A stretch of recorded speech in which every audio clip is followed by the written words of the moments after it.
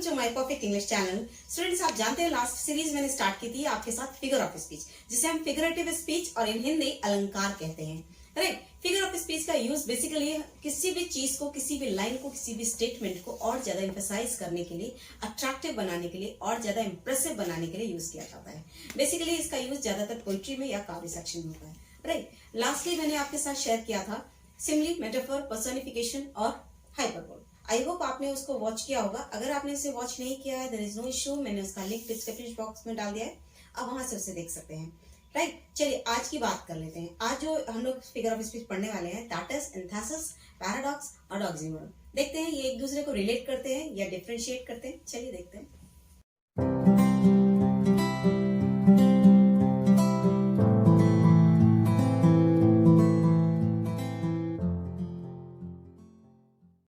अभी मैंने आपको बताया कि फिगर ऑफ स्पीच, जैसे हम फिगरेटिव स्पीच भी कहते हैं और हिंदी में अलंकार कहते हैं। राइट, अब अलंकार का यूज हम जनरली ऑर्नामेंट के रूप में करते हैं। राइट, ऑर्नामेंट क्या होता है? गहने, हमारे आभूषण। उससे क्या होता है? और सुंदरता बढ़ती है, चाहे वो फूलों की हो, चाहे वो गहनों की हो, चाहे शब्दों की हो। शब्दों की सुंदरता, शब्दों के जो गहने होते हैं ना, ये बहुत इंपॉर्टेंट होते हैं। राइट, हर चीज से ज्यादा इंपॉर्टेंट होते हैं। चलिए इसको और डिटेल में समझे, इससे पहले इसकी डेफिनेशन समझ लेते हैं।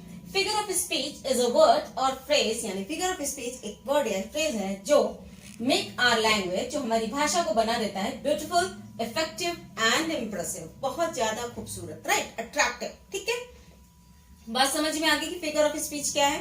अब आप एक छोटी सी बात समझ लीजिए। मान लीजिए मैंने ऐसे कहना है, she is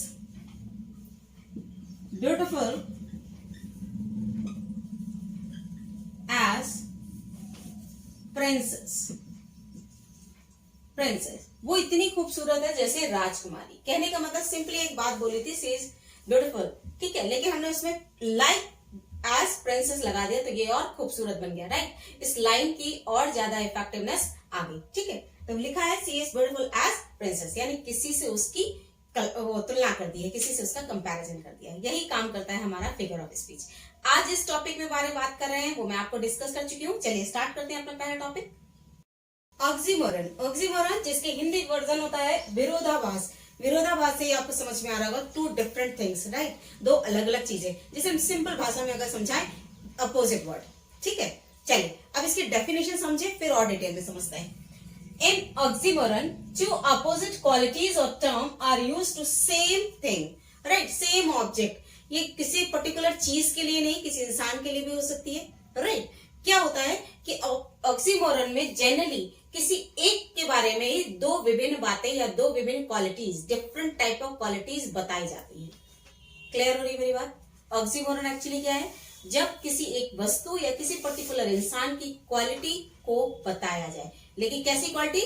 both are different quality. ठीक है, चलिए इसको समझ लेते हैं एग्जाम्पल से। पहला एग्जाम्पल देखिए, it is an open secret. ये तो बिल्कुल खुला रहस्य है, आप देख पा रहे हैं, ओपन भी है, सीक्रेट भी है। Is it possible? क्योंकि ये अपोजिट वर्ड्स है, दोनों ही अपोजिट वर्ड है, लेकिन किसी एक चीज के लिए इंडिकेट कर रहे हैं। Clear? It is an open secret. हो गया ये फर्स्ट वाला। यहाँ पे हमने क्या यूज किया? ओपन और secret. Okay, second, he is doing nothing. वो कुछ नहीं कर रहा है, मतलब कर भी रहा है पर कुछ नहीं कर रहा है। ठीक है, ये भी हो गया हमारा अपोजिट वर्ड। दो वर्ड अपोजिट लगे हैं। Next one, life is bitter sweet. जिंदगी एक्चुअली क्या है? खट्टा मीठा अनुभव है, कहना चाहिए। तो ये है, लाइफ इज बिटर और स्वीट भी है, खट्टा मीठा। Right, okay, he is ideally busy these days. आजकल वो खालीपन में व्यस्त है, कुछ नहीं कर रहा है। वो क्या कर रहा है आजकल? केवल खाली रहता है, यानी खालीपन में ही वो व्यस्त रहता है। मेरी बात समझ में आ रही है आपको? ऑक्सीमोरन में किसी भी सेंटेंस में, किसी भी लाइन में अपोजिट वर्ड का यूज होता है। आप सिंपली इतना समझो तो थोड़ा और सरल हो जाएगा। ठीक है, जब हम किसी भी सेंटेंस में दो अपोजिट वर्ड्स देखते हैं एक साथ, तो वो क्या कहलाता है? Oxymoron. I hope it is clear. चलिए आते हैं अपने अगले पॉइंट पे। चलिए सेकंड पार्ट पे आते हैं, दैट इज एंटीथेसिस। एंटीथेसिस जिसका हिंदी वर्जन, इसका भी विरोधाभास ही होता है। राइट, अब आप कहेंगे मैम ये भी विरोधाभास है, वो भी विरोधाभास था। राइट, ये ये भी विरोधाभास है और जो नेक्स्ट पढ़ाऊंगी वो भी विरोधाभास होगा, लेकिन इसके बीच का डिफरेंस क्या है मैंने स्टार्टिंग में ही आपको बताया था कि ये रिलेट कर पाएंगे एक दूसरे से या डिफ्रेंशिएट कर देंगे एक दूसरे को।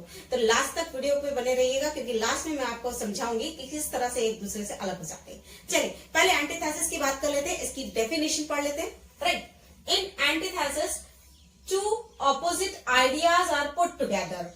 क्या है यहाँ पर? दो विभिन्न आइडियाज हैं, विचार हैं। राइट, दो अपोजिट वर्ड्स नहीं है, opposite ideas are put together in a sentence. एक वाक्य में अचीव कंट्रास्टिंग इफेक्ट। किस चीज के लिए? उसमें कंट्रास्ट का इफेक्ट आए, उसमें एक दूसरे का विरोधाभास का इफेक्ट आए।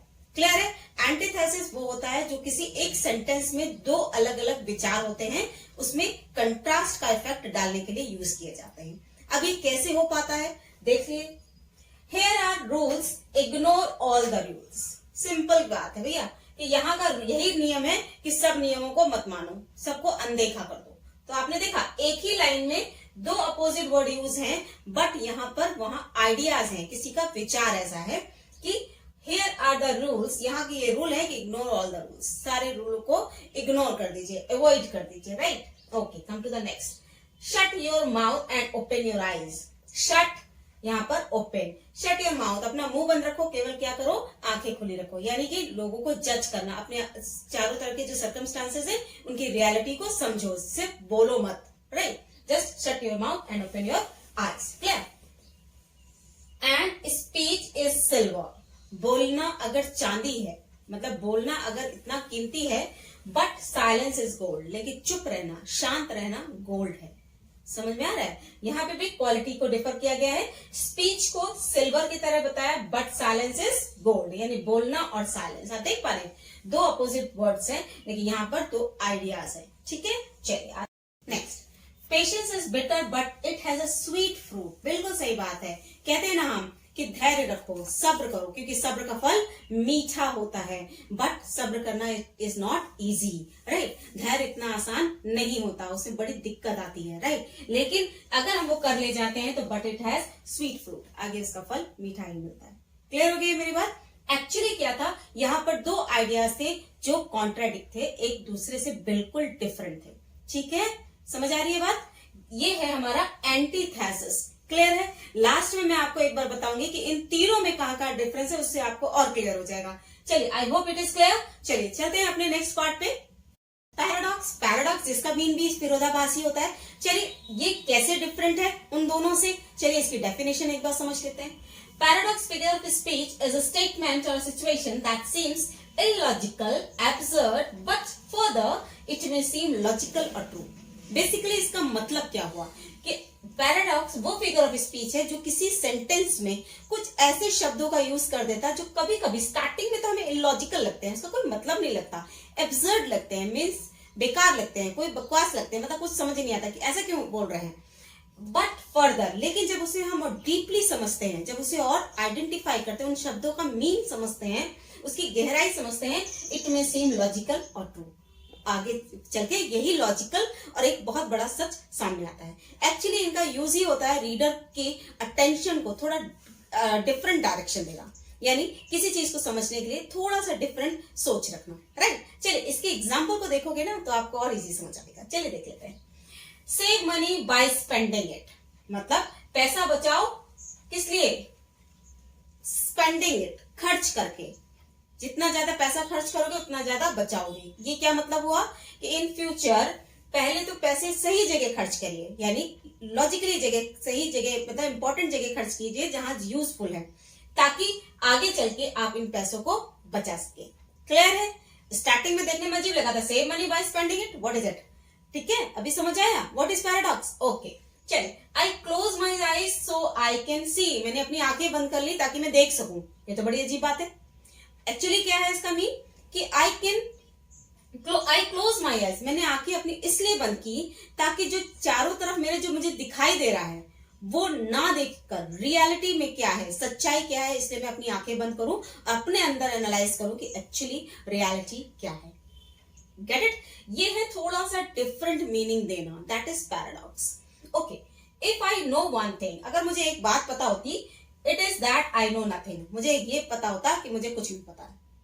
मतलब अगर मैं ये बात कहता कि अगर मुझे कुछ पता है, that is I know nothing, मुझे कुछ भी नहीं पता। Okay, last one, the enemy of my enemy is my friend, यानी दुश्मन का दोस्त, सॉरी दुश्मन का दुश्मन मेरा दोस्त। ये तो आपने सुना होगा कई बार कि दुश्मन का दुश्मन मेरा दोस्त होता है, ठीक है। यानी कैसे हो सकता है, क्योंकि वो उसका भी एनिमी है लेकिन वो मेरे लिए हेल्पफुल हो सकता है, ऐसा कहा जाता है, but I don't believe in it. Okay, तो दिस इज द पैराडॉक्स। आपने समझ लिया डेफिनेशन, इसका एग्जाम्पल समझ लिया, तो बेटा ये आपको समझ आ गया होगा। चलिए अब तीनों को एक बार अच्छे से समझ लेते हैं और आपको और क्लियरिटी दे देते हैं कि कहाँ डिफरेंस है और कहाँ सिमिलरिटी है। चलिए आइए देखते हैं।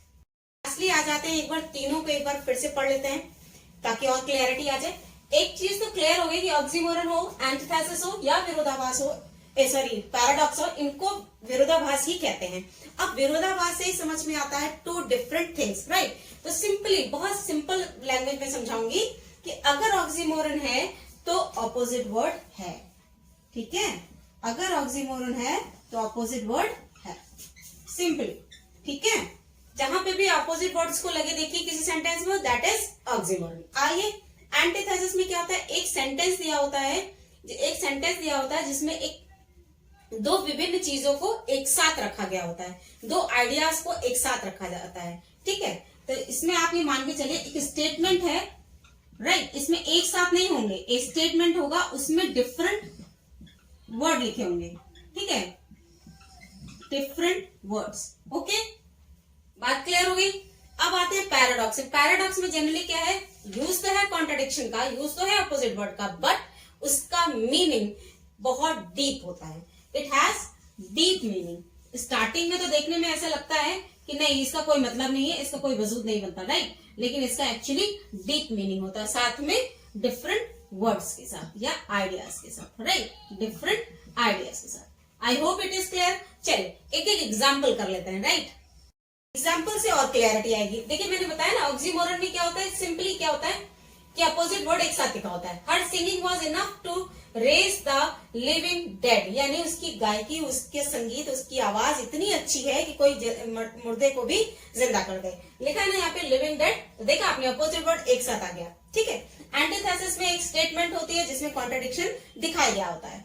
Better to reign in hell than serve in heaven, यानी कि स्वर्ग में गुलामी करने से अच्छा है क्या हो, आप हेल में राजा बन जाओ, ठीक है। दो डिफरेंट चीजें हैं, क्या क्या, हेल और हेवन, रेन और सर्व। ओके, चलिए आते हैं पैराडॉक्स में। पैराडॉक्स में मैंने आपको क्या बताया, एक स्टेटमेंट आएगी लेकिन उसका मीन देखने में कुछ और लगेगा, पर आप जब डीप उसको समझेंगे तो उसका मीनिंग डिफरेंट निकल के आएगा और लॉजिकल निकलेगा, ठीक है। तो लिखा है the pen is mightier than the sword, pen तलवार से भी ज्यादा ताकतवर है। सुनने में अजीब लग रहा है, पेन तो इतना छोटा सा होता है, तलवार तो इतनी बड़ी होती है, वो किसी को मार सकती है, बट पेन में वो ताकत होती है जो बहुत सारा नॉलेज हमें पहुंचा सकती है। उस एक लिखावट से हम लोग बहुत कुछ जान सकते हैं और एक बहुत से लोग पढ़ाई लिखाई करके ही हम सब आगे बढ़ पाते हैं, ठीक है। ऐसा काम तलवार से नहीं हो सकता। तो कहते हैं ना कहीं कहीं चीज, छोटी चीज भी काम कर जाती है, ठीक है। तो हर चीज का इस दुनिया में इंपॉर्टेंस है, चाहे वो छोटी हो चाहे वो बड़ी हो। व्यूअर्स, आई होप आपको मेरा ये वीडियो अच्छा लगा होगा, ये आपके लिए इन्फॉर्मेटिव रहा होगा। तो अगर आपको ऐसा लगता है तो आप इसे लाइक करिए, ज्यादा से ज्यादा शेयर करिए, और अगर आप मेरे इस चैनल पर नए हैं तो सब्सक्राइब करिए, साथ में लगा हुआ बेल आइकन प्रेस करिए ताकि मेरे वीडियोस की सबसे पहली नोटिफिकेशन आप तक पहुंचे। साथ में मेरा फेसबुक पेज है, उस पर भी आप मुझे फॉलो कर सकते हैं। टेलीग्राम पे भी मेरा अकाउंट है, आप वहां पे भी जाके फॉलो कर सकते हैं। इसका लिंक मैंने डिस्क्रिप्शन बॉक्स में डाल दिया है। I hope you enjoyed it. Thank you and have a nice day.